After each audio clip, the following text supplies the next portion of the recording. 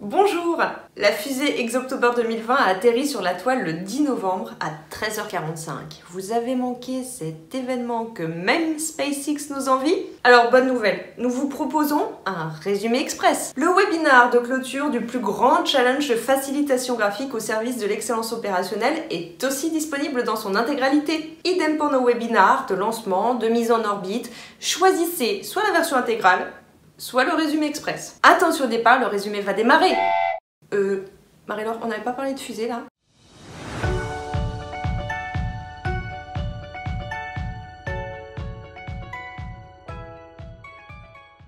Connaissez-vous la team Exoctober 2020? Alors, il y a Laurent Létang, notre dessinateur. Il a réalisé tout ce qui était facilitation graphique dans cette édition. Il y a Marie-Laure Durand qui a organisé les 3 webinars. Et puis, elle a interviewé un tas de monde. Elle est même allée jusqu'en Inde. Et puis, je vous ai donné rendez-vous. C'est la 2e édition. J'ai inventé Exoctober pour faciliter le partage de connaissances autour de l'excellence opérationnelle. Alors, cette édition, c'était un véritable succès collectif. Nous avons eu la chance cette année de partager un moment avec Julien Laure, le CEO de Théodo France, sur la maturité et l'intelligence des collectifs. Je vous promets, il est incroyable.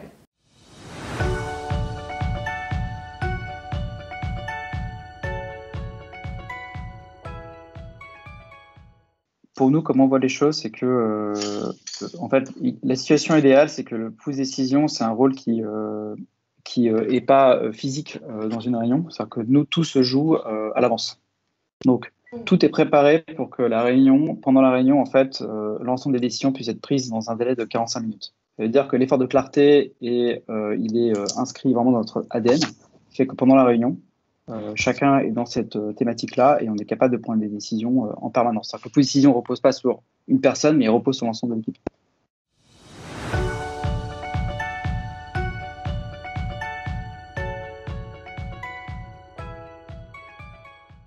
Que ce soit en recrutement ou day-to-day ou quand les gens partent, on est concentré pour les faire progresser en permanence. Donc ça se traduit comment? Par la résolution de problèmes. C'est-à-dire qu'il y a une culture chez nous qui est que dès qu'on rencontre un problème, on fait une résolution de problème. Ensuite, on permet à tout le monde d'avoir un cadre dans lequel il peut faire de la R&D, enfin innover et avoir l'espace mental pour réfléchir.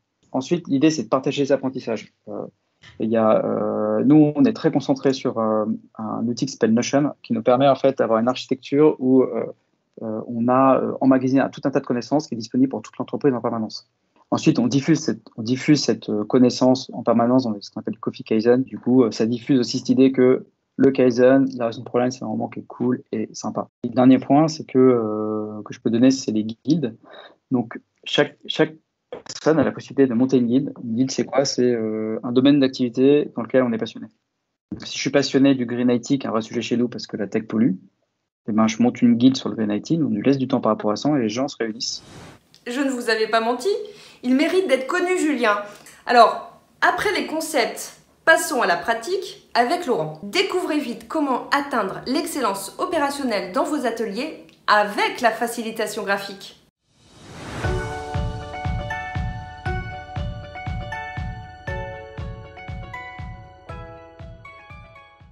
Le petit template, c'est un canevas que je vous propose pour construire votre atelier. Il ressemble tout simplement à ça. Vous allez marquer c'est quoi l'objectif de votre atelier. Et ensuite, c'est quoi le livrable physique. Donc dans physique, c'est vraiment important que ce soit quelque chose de tangible, qu'on puisse toucher. Une fois que vous avez ça, vous pouvez décrire quelles sont les macro-étapes de votre atelier par lesquelles vous devez passer pour produire ce livrable.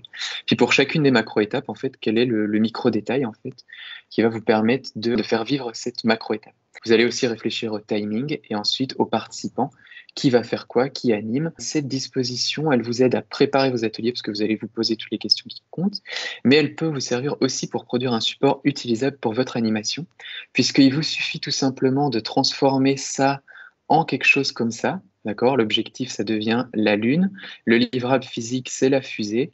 Ensuite, vous avez ici le chemin avec les temps qui vous permettent de construire votre livrable. Et ici, vous pouvez rajouter du détail et les participants, comment est-ce qu'on s'organise, qui va faire quoi.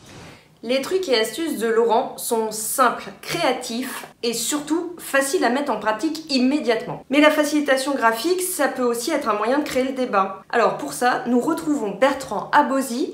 Il est directeur partage de connaissances Et Cohésion de Saint-Gobain, c'est un peu un Jean de La Fontaine 4.0. Découvrez ses fables des temps modernes et ses unigrammes.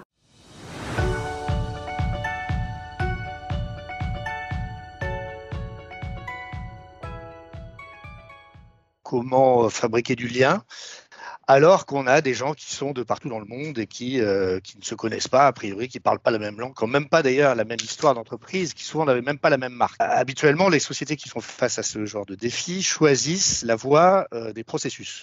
Les processus, c'est toujours très standardisant et ce n'est pas ce qu'il nous faut. Choisissons la culture. Mais donc, tous, Français, vous connaissez les fables de La Fontaine et il y a une force extraordinaire avec ça. C'est que si je dis à quelqu'un que c'est une cigale, et qui n'a jamais entendu la fable de La Fontaine, il ne pourra pas deviner ce que je veux dire. En revanche, s'il a déjà connu cette fable de La Fontaine, il voit très bien ce que je veux dire. Et donc, c'est en ça que c'est un outil culturel, c'est-à-dire que ça crée de la connivence entre les gens. Choisir, c'est renoncer. Quand vous regardez le dessin, vous voyez 3 arbres, et puis il a fallu en couper 2 pour aider celui du milieu à croître et même à prospérer puisqu'il a des fruits. Donc ça, c'en est un assez général, assez facile à comprendre. Alors le dessin pour nous, il était important parce que comme on est dans, je ne sais plus combien de pays, 67 je crois, les textes changent, mais le dessin est toujours le même. Donc c'est lui qui donne la stabilité et qui permet de créer cette unité. C'est l'heure du bilan Exoctober 2020. Alors, pas de classement, pas de prix à gagner dans notre challenge. Désolé, l'essentiel c'est de participer comme disait Pierre de Coubertin. Les participants étaient tous top, quel que soit leur niveau de dessin initial, leur connaissance en excellence opérationnelle, bravo à vous.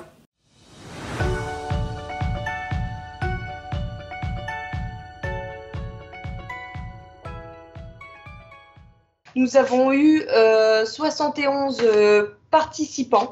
Voilà, je tiens à remercier particulièrement nos collègues du terrain d'avoir été très présents.